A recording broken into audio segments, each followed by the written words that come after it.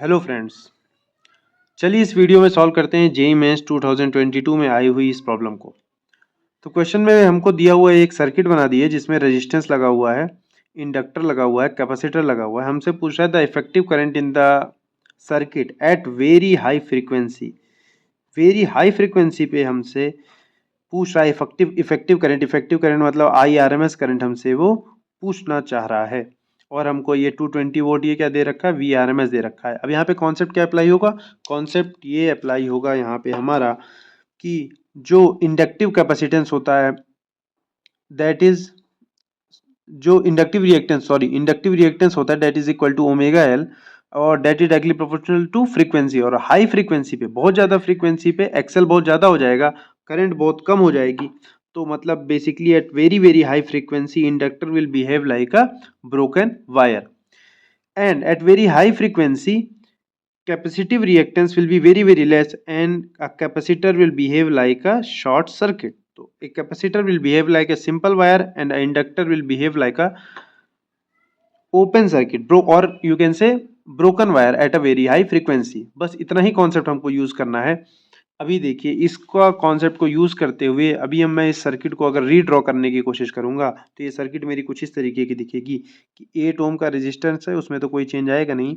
Inductor हमारा कैसा हो जाएगा, अभी अभी हमने सीखा हाई फ्रीक्वेंसी पे it will behave like a broken wire, capacitor will behave like simple wire. फिर यहाँ पे capacitor will behave like a simple wire, resistor will remain as it is 1 ohm, 8 ohm. Again, capacitor will behave like a simple wire. Resistor will remain as it is. Capacitor will behave like a simple wire. Capacitor will behave like a simple wire. Resistor will remain as it is. And again, inductor will behave like a broken wire at a high frequency. Resistance 8 ohm. Capacitor will behave like a simple wire, 2 ohm resistance. And again, it has been connected to a AC supply of 220 volt. What we need to find out is current, that is IRMS current. अभी आप सोचिए यहाँ से तो कोई current pass होने वाली नहीं है, यहाँ पे सर्किट ही ओपन हो गया है तो ये 8 ओम का कोई लेना देना नहीं।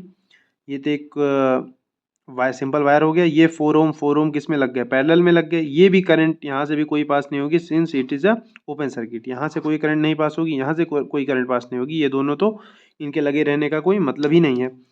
ये 4 और 4 पैरेलल में 2 ओम दे देंगे और यहाँ पे 2 2 और 2 4 और एक 5 ओम। तो 5 ओम का इक्वलेंट रेजिस्टेंस आ गया हमारा 5 ओम का। करंट हो जाएगी हमारी IRMS हो जाएगा VRMS upon resistance, that would be 220 volt upon resistance 5, that is would be equal to 40, 5 4s are 20 and 5 4s are 44